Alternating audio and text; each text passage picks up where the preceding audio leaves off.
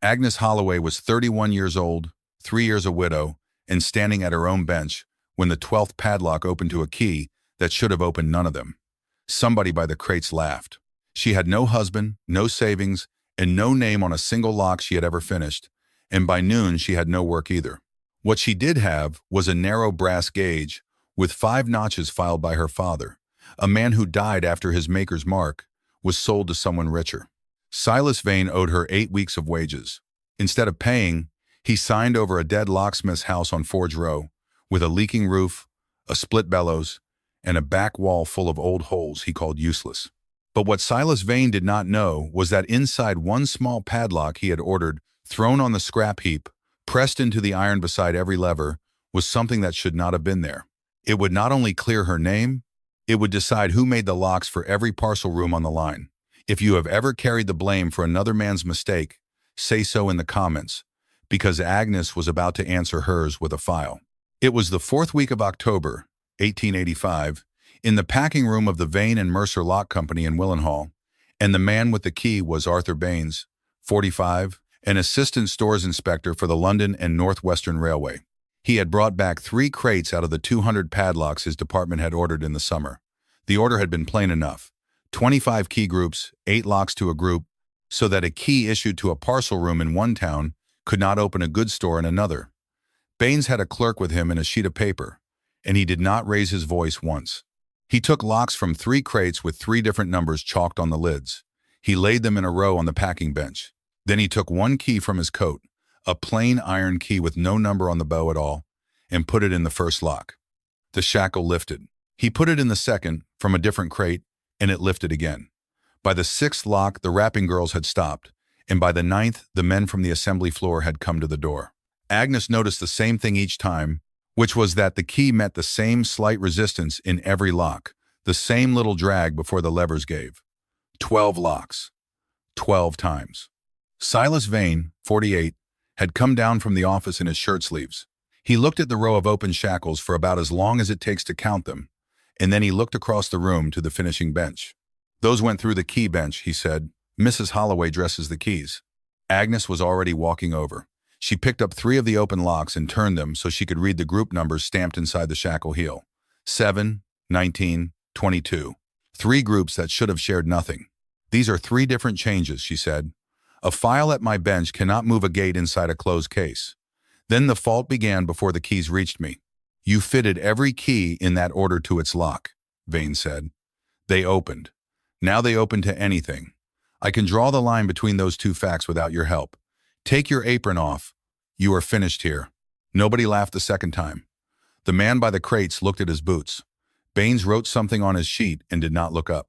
Agnes Holloway had learned locks the way other children learn to read, one small shape at a time, at a bench she could not yet see over. Her father, Elias Holloway, had kept a 2-room shop off Walsall Street and made box locks and gate padlocks for the factors who sold them on.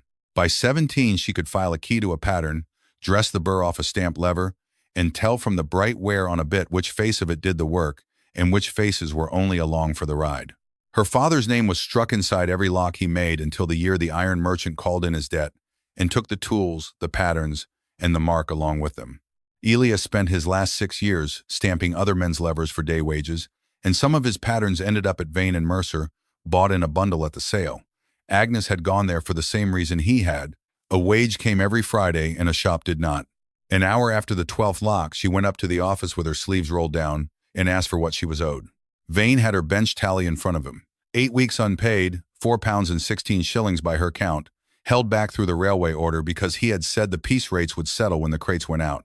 He turned the tally face down. "The railway wants its money back on 200 locks," he said. "That comes out of the department that ruined them. You will get nothing, and you are lucky I do not ask you for the difference." Agnes put her own paper on the desk.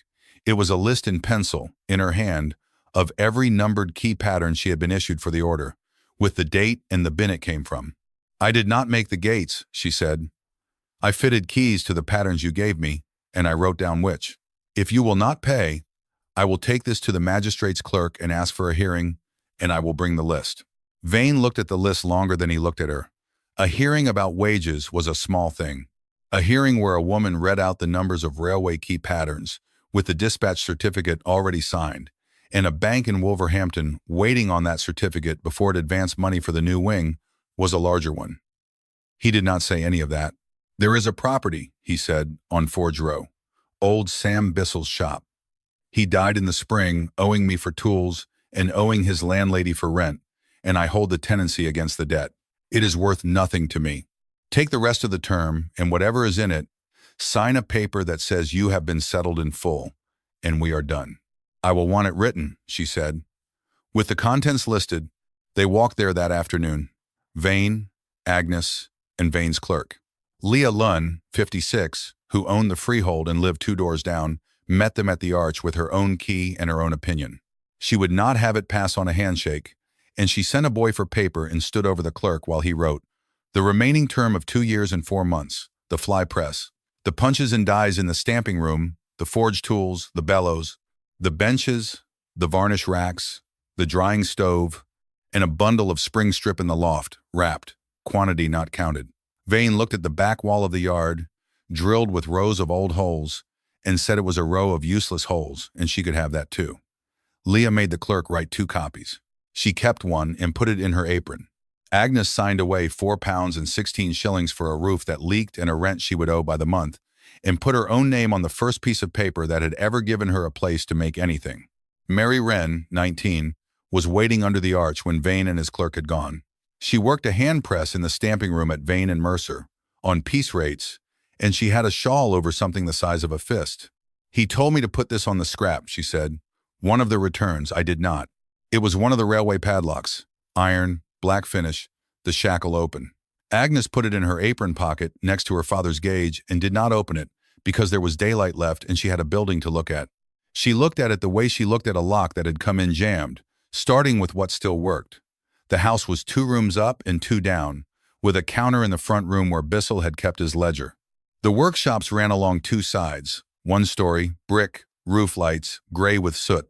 The assembly room had 2 long benches under the windows, scarred an inch deep, and there was a stain the shape of a county on the far end where the roof came in. She put her hand flat on the bench, under the stain, and it was wet. The vises were both loose in their mounts, and one had a cracked jaw. In the stamping room, a hand-fly press stood on a bench that rocked when she leaned on it, and loose punches lay in a drawer with the dies, some rusted together. The forge was cold, and the bellows leather had split along the fold. The drying stove's flue was blocked. When she opened the door, soot came down in a slide.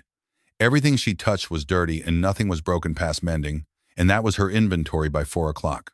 She went up the ladder into the loft with a candle, past packing straw and pattern boards. In the corner under the slope of the roof, there was a bundle the length of her forearm, wrapped in oilcloth and greased through. She pressed it, spring strip, by the feel, and short. She left it wrapped, because a roof and a rent came before curiosity. Thomas Rudge came in at 5, sent by Leah.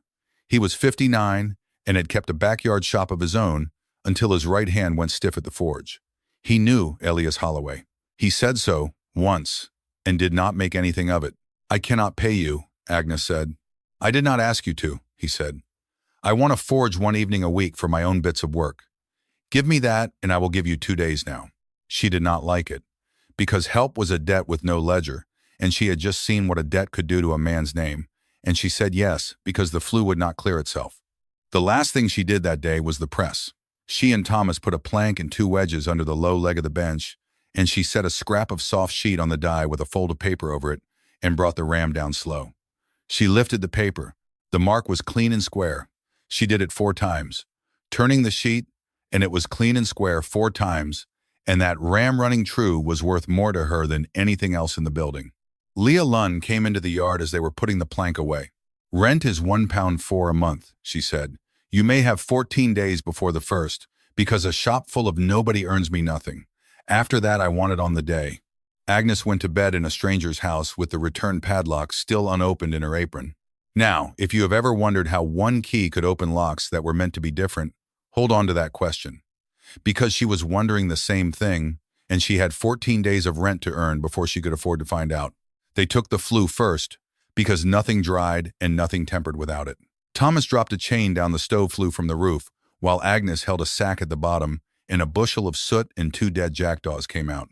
He patched the roof over the assembly bench with slate offcuts and a pound of lead flashing from Abel Price's yard, which cost her 1 shilling and 8 pence on account. She mended the bellows fold with harness leather, copper rivets, and tallow, and it held wind by the second evening. The press bench got 2 iron brackets bolted through to the wall. She spent a wet afternoon boiling the rusted punches apart in soda water and sorting them into 3 tin trays, sound, doubtful, and scrap, and 6 good files cost her 3 shillings. The cracked vise she could not fix and did not try. Abel Price, 52, kept the ironmongers on New Road and had bought Bissell's repairs for years. He gave her what he had on the shelf waiting, a gate lock that would not throw, and 2 box locks with lost keys. The gate lock she opened on the bench and held to the window, found a bright rubbed line on the second lever where the bolt stump had been dragging, took a hair off it with a smooth file, and it threw like new. The lost key job she did the way her father had, by feel, cutting a blank to the lift of each lever in turn and reading the marks in soot, and she charged 6 pence and 9 pence for those. It was not much, but it was cash.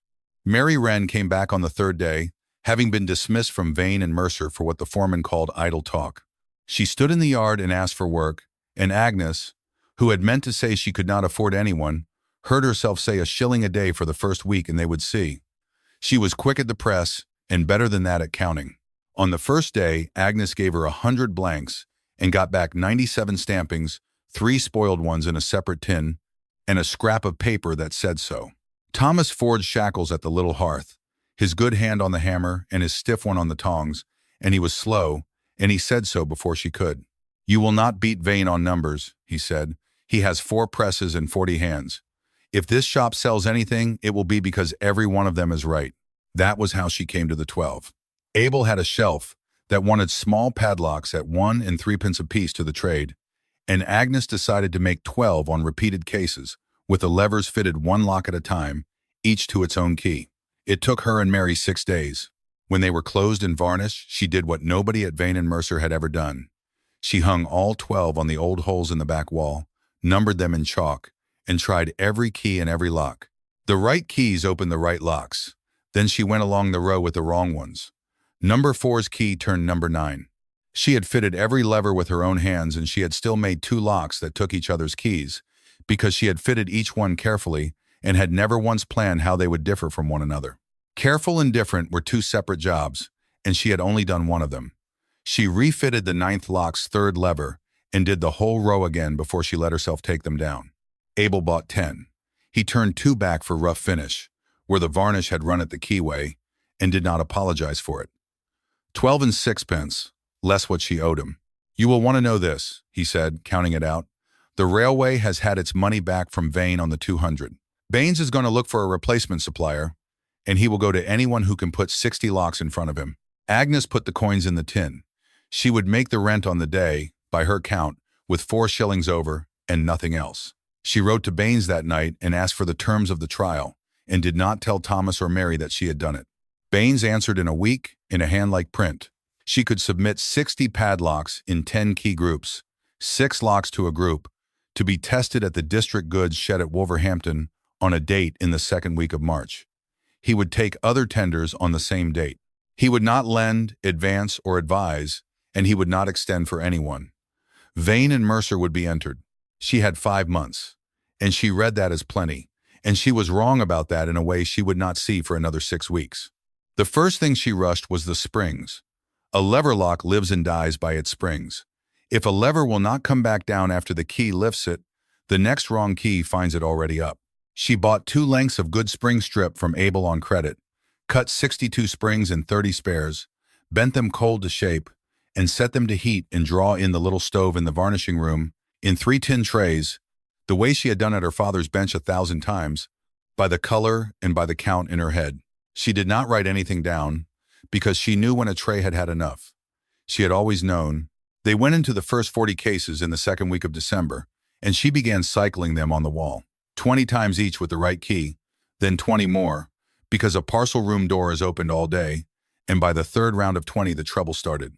A lever in number 6 would not come down, and number 14's 4th spring had cracked clean across the bend, and number 21 felt soft.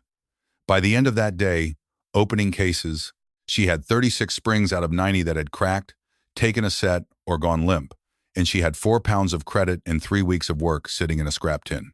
She said what she thought, and what she thought was that Abel Price had sold her poor strip. She said it in his shop, in front of Joseph Ward, 60, the carter, who was buying nails and had no part in any of this. Abel went red and did not answer. Thomas did.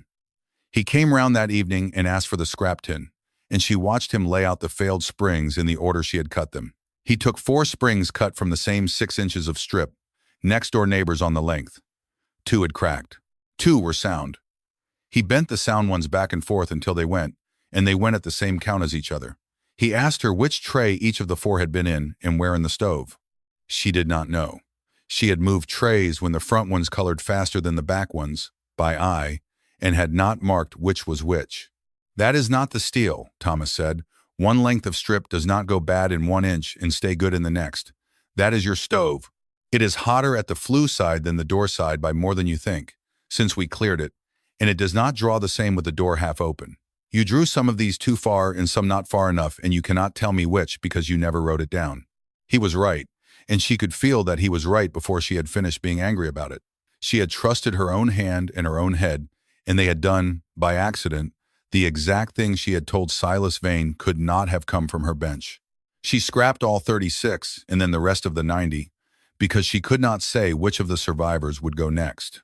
She walked to New Road and told Abel Price in front of his counter that she had been wrong about his strip and wrong to say so where she had said it. He said all right and sold her 2 more lengths on credit and asked her not to do it again. The flue got a damper and a second clean. Mary, who had watched all of it without a word, brought a penny notebook to the bench the next morning ruled into columns: tray, position in stove, time in, time out, color drawn, and who took it out. Agnes looked at it and felt her jaw set. Then she picked up the pencil and added a column for the strip length and cut number, and another for what happened to it on the wall. She had lost 11 days and £1 18 shillings of material, and she had 11 weeks left, and no springs, and now a book, and a padlock in her apron pocket she had still not opened. She opened it on the last Sunday in December, at the assembly bench, with the yard door shut and Mary at her elbow. The returned lock. Group 11, by the heel stamp. She had 2 of the numbered key patterns from the order still among her papers, Group 4 and Group 17, that she had never handed back, and neither of them had any business opening a Group 11 lock. Her first idea was the simple one, and she said it aloud so it could be looked at. Somebody in the key room at Vane & Mercer had filed one master that would take all 25 groups, and either sold it or lost it, or else a goods shed had swapped its locks for a job lot from somewhere else and blamed the maker. She tested that the way she tested a binding lever with marking black. She blacked the bit of the Group 4 key with lamp soot and oil and put it into the returned lock, turned it a quarter, and drew it. The soot was rubbed off only along one shoulder of each cut, the surface that lifted the lever, and the rest of the bit was still black. She did the same with the Group 17 key. The 2 bits looked different from each other. One had a deep notch, the other did not. One had a long, low step. When she wiped and looked, the same shoulders were rubbed bright on both, at the same heights, as near as her father's brass gauge could tell her. The notch and the step had touched nothing at all. "They are dressed different," Mary said. "They are dressed different to look at," Agnes said. "The parts that lift the levers are the same." The Group 4 key opened the Group 11 lock, and so did Group 17, with the same small drag she had heard from across the room in October. Her master key idea was still alive at that point, and it died when she took the cover off. 5 levers, iron, on their post, springs above. She lifted them out one at a time and laid them in a row on white paper under the window. Beside the gate in every one of them, on the same side in the same place, was a small bright bruise in the shape of a fingernail paring, a crescent. It had been pressed in by something harder than a file, and it sat on the same face of every lever when she turned them over. Nobody filing a master key in a key room could put a mark inside a closed lever. Only the tool that cut the gate could do that. She wrote to Baines that night and asked to see the other returns. He came himself on the 2nd of January with his clerk and with the crates in a railway van, and would not let one lock off the premises. He tried the trial key from his coat in each of 11 before she touched them, and it turned every one. Then he let her open them at the bench in the front room, with him standing over her and the clerk writing the group number of each. Groups 2, 5, 7, 9, 13, and on up to 24. 55 levers on white paper by the end of the afternoon. Everyone had the crescent.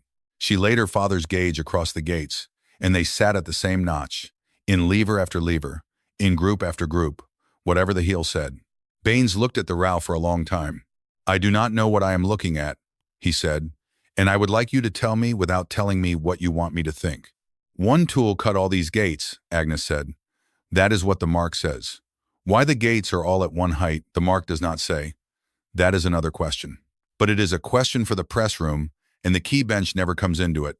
He wrote that down, and did not agree with it, and did not argue with it, and packed his crates and left, and Agnes stood in the front room with 55 witness levers in her head, and no idea yet whether the press had slipped by itself or been let slip. She could not answer that with a file, so she did the two things she could. First, she found a chipped punch in her doubtful tray, one with a corner gone off it, and stamped a row of scrap levers with it, and there in the scrap was a bruise beside every cut in the same place every time. She showed that to Thomas. "So a chipped punch marks what it cuts," he said. "That is all that proves." "That is all I wanted to prove," she said. "The mark tells you which tool. It does not tell you why the tool was in the wrong place. If the punch had been chipped and the stop had been sound, every lever would carry the bruise and every group would still be a different change. The stop is the cause. The chip only signs it." Then she went to Mary, and this time she asked plainly, what was the press room doing in the last week of the railway strips? Mary took a long time. Her mother and two brothers lived on what she brought home, and Silas Vane knew every foreman in Willenhall. Then she took a small square notebook out of her bodice, the private one she had kept at Vane and Mercer, because the piece counts for the girls' presses were argued every Friday and always argued downward. She opened it to a page in September. The entry was in pencil, in a girl's careful hand. The date, railway lever strips, gate punch, 1,600, by group. Then under it, stop shifting, told Mr. Hale. Mr. Vanes has finished the railway strips. The stop that sets the strip against the punch would not stay, Mary said. It crept. I could feel it go under the clamp.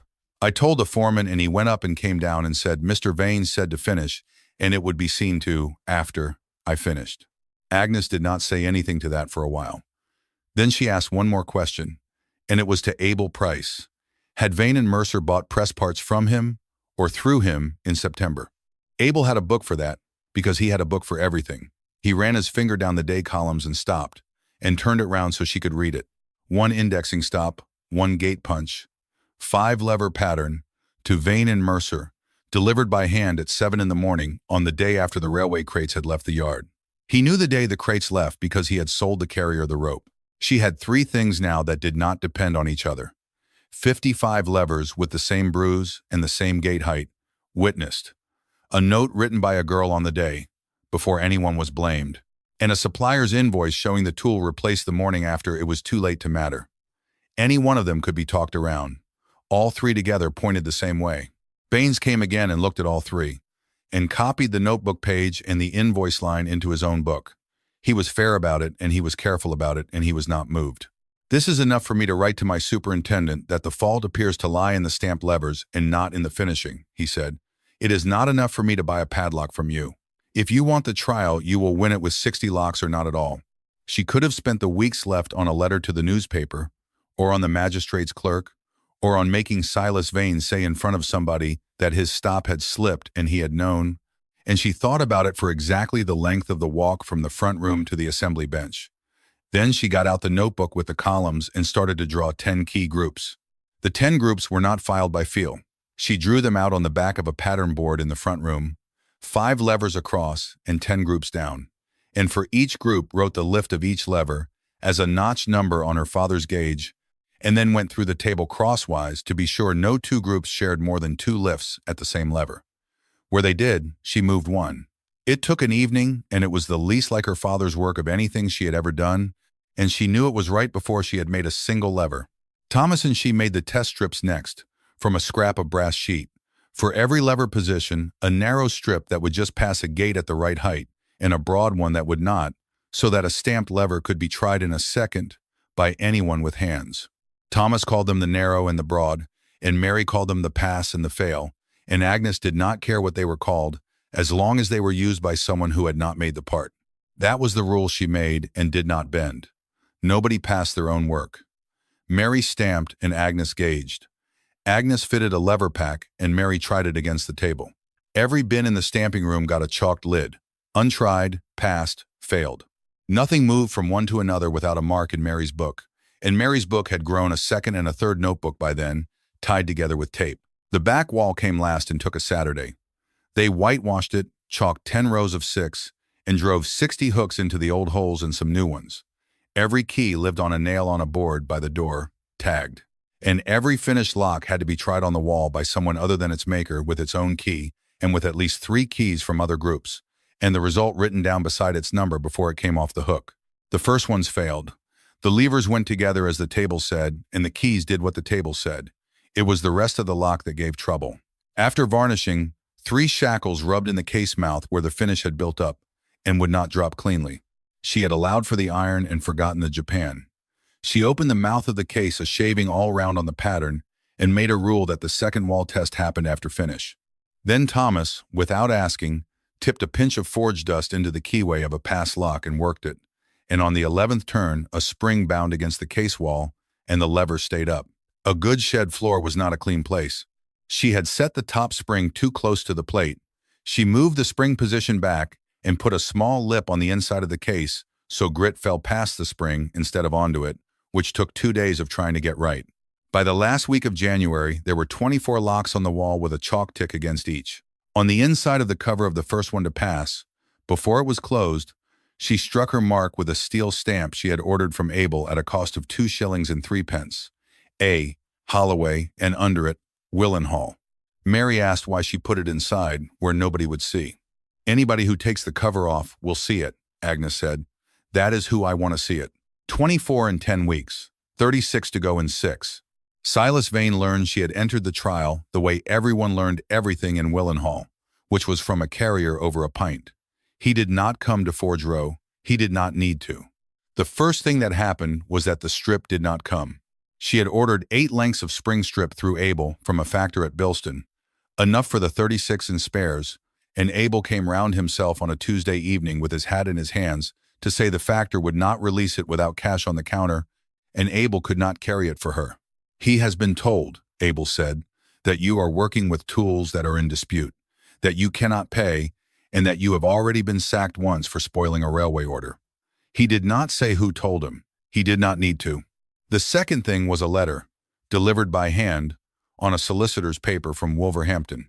It said that certain items presently at 18 Forge Row, namely 2 gate punches and 1 padlock case pattern, were the property of the Vane and Mercer Lock Company, having been lent to the late Samuel Bissell and never returned, and were to be given up on demand. Agnes read it twice and took it 2 doors down. Leah Lunn read it once, went to a drawer, and came back with a copy of the inventory the clerk had written in October, with Vane's own signature at the foot and hers beside it, listing the punches and dies in the stamping room and the patterns in the loft as contents transferred in settlement. "He can want them," Leah said. "He signed them away in front of me. Let him come and say different to my face." The punches stayed. The case pattern was another matter, and Agnes decided it against Thomas's advice. It was a Bissell pattern, and she had formed every outer case on it so far. She could not prove where Bissell had got it. Vane could not prove it was his, and she would not hand him a question to ask in front of Baines. So she put it in the loft and drew a new case, a 1/4 inch broader and with her own mouth and her own lip, from her own measurements, and cut a new pattern in 3 evenings. It cost her every case cover already formed and not yet closed. 9 of them, an evening each. She put them in the failed bin and did not let herself count the hours. She wrote to Baines to ask whether, given the material had been withheld, the date might move a fortnight. His answer came back by the next post and was 3 lines long. All tenders had the same date. He would test what was on his bench on that day. He was sorry. She had 32 locks on the wall with ticks, 10 more built and waiting on springs, and no strip. She had £2 and 11 shillings in the tin, and rent on the first, and Mary's shilling a day, and 8 lengths of strip sitting on a factor's shelf in Bilston that she could have bought outright for £1.06 if she had not spent it on lead flashing and files and a steel stamp with her own name on it.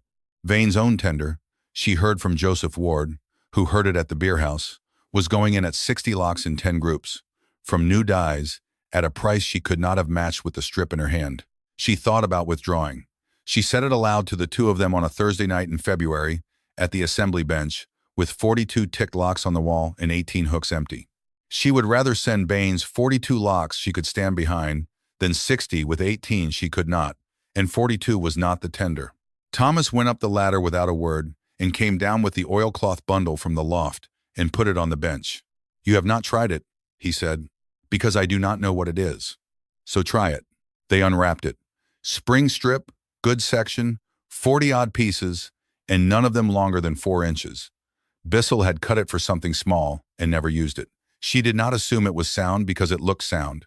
She had learned that at a cost of 36 springs. They cleaned 6 pieces, cut 2 springs from each in her current shape, tempered them by the book, tray, and position and time and color, and who took it out, and put them in 2 open cases and worked them 100 turns each with the lid off. They held. They came back true. The strip was better than the factors. It was also 2 fingers too short for the spring shape she had settled on after the dirt trouble. So she redrew the spring. She left the lock and the lever alone and changed only that one part. She sat with a pencil and made a shape with 2 bends instead of 1, that anchored at the same point, pressed on the same lever tail, and folded back on itself to make the same force out of less iron. Thomas looked at it and did not like it. "You will make 3 of those and use up half your stock finding out they are wrong," he said. "Draw it right or do not draw it." "I do not know how to draw it right without making it," she said. "So we make 3, and we test them the way we test everything, and we do not touch the rest of the bundle until one of the 3 has earned it."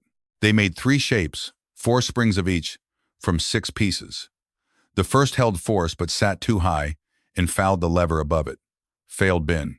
The second sat right and lost force by the 40th turn, taking a set at the second bend. Failed bin. The third held its force and its place at 100 turns and at 200, but only after she filed a spacer down by the thickness of a shim and shortened the lever tail a hair on the pattern to give the second bend room. Mary put the 200 turns in the book against each of the 4 springs and the position in the stove and her own initials. The whole bundle went through the stove after that, by the book, tray by tray, position by position, Mary calling and Thomas taking out, and Agnes not touching the tongs at all. It came out even. It went into 18 locks in 4 days. On the last night, the Sunday before the Tuesday, there were 60 locks on the wall, and it was past 9, and there was one thing left, which was to try them all again, cold, after finish, with the wrong keys, at random. She had done every wall test herself until then, or stood over it. That night she sat at the bench with the book and the pencil, and told Mary and Thomas to draw the numbers from a hat and take the keys off the board without her and call the results, and she wrote them down. It took until 1 in the morning. She did not touch a key. When they had finished, 60 locks had opened to their own keys and to nothing else, and she had watched it happen through other people's hands and had a page to show for it. They packed the 60 in straw in 3 crates, 6 keys to a ring, 10 rings, tagged. The books went in the top of the first crate. Then she slept. The goods shed at Wolverhampton was a long brick shed with a train inside it, iron doors on the roadside, wagon doors on the rail side, a crane on a beam, and weighing scales the size of a cart. Baines had a bench cleared under a roof light and a trestle table beside it, and he had brought people, which was the point. His clerk, a locksmith from Birmingham named Ellis Ford, 61, who did work for the railway and none for anyone in Willenhall. 2 merchants who rented goods store space. Abel Price, who had come on the train at his own expense. Leah Lunn had not come. She said she had rent to collect. Silas Vane was there in a good coat with his own crates and his own foreman, and he nodded to Agnes and did not speak to her. There were 4 tenders on the trestle. Baines tested Vane's first, and it did what a good factory batch does. The keys opened their locks and did not open others, and Ford opened 3 cases and found new levers from new dies and said so. It was a sound 60. Then Baines had his clerk empty her 3 crates onto the bench and take every key off, every ring, and he picked 10 locks himself, from anywhere, read the group stamps aloud, and had the clerk hand him the tagged key for each. 10 locks opened to 10 keys, and then 10 more. Then he did the thing that mattered. He took a Group 3 key and went down a row of Group 8, Group 1, Group 10, and Group 5, and it entered and turned a little and stopped, and came out clean, and the lock behind it was still shut and still worked afterward. He did that with 6 keys and 30 locks, and the clerk wrote every one. Then he took the trial key out of his coat, the same iron key that had opened 12 of Vane's locks in October, and tried it against 15 of hers, one from every group and 5 more at random. It opened none and did not come close. Nobody laughed. Vane's foreman looked at the floor the way the man by the crates had looked at it 4 months before. Ford tipped a spoon of floor sweepings around the keyway of 5 locks and worked each of them 50 times, and they came back every time. He put a shackle in the big vise at the end of the bench and hung a 100-weight bar on it, and it held. And he said that was as much as a store lock needed to hold, and more than most did. Then he took the covers off 6 locks chosen by the merchants and laid the levers out under the roof light. 6 different lever orders, 6 batch marks, 6 sets of initials, MW or TR, that were not the makers.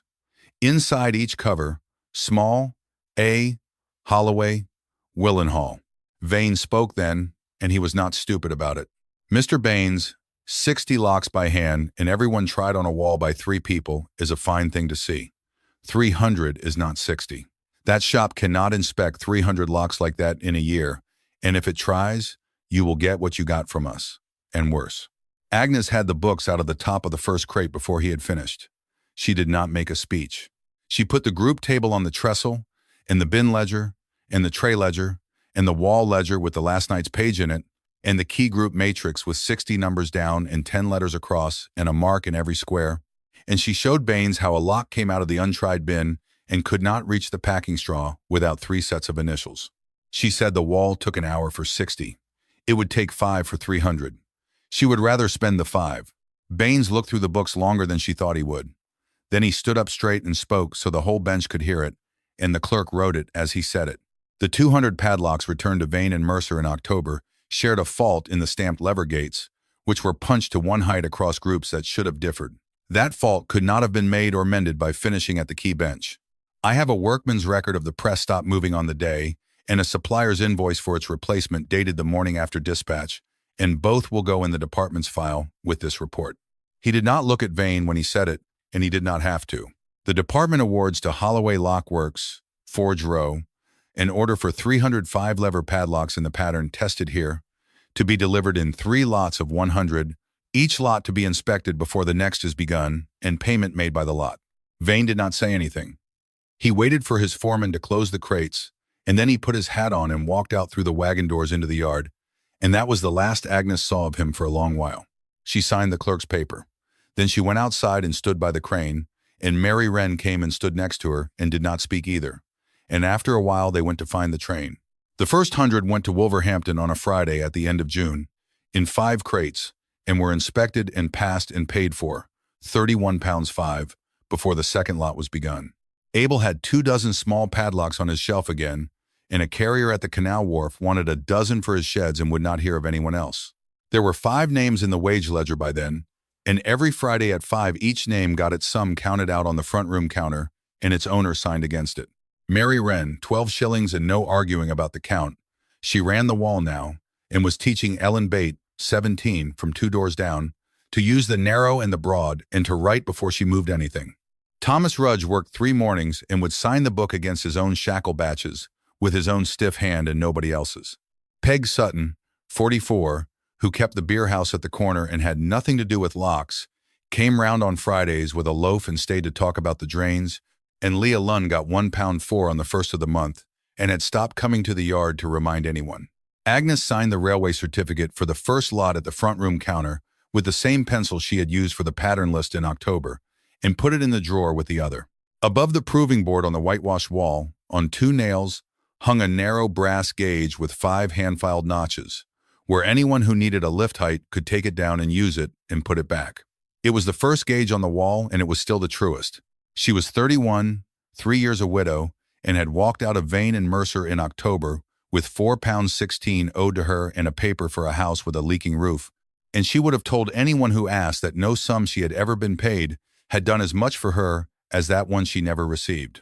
At 6 on a Thursday, she closed a case cover over her own mark, struck small on the inside where only the next person to open it would ever find it, and set the rivets, and picked its key off the board, and put it in, and turned it. It went round once, clean, and stopped where it was meant to.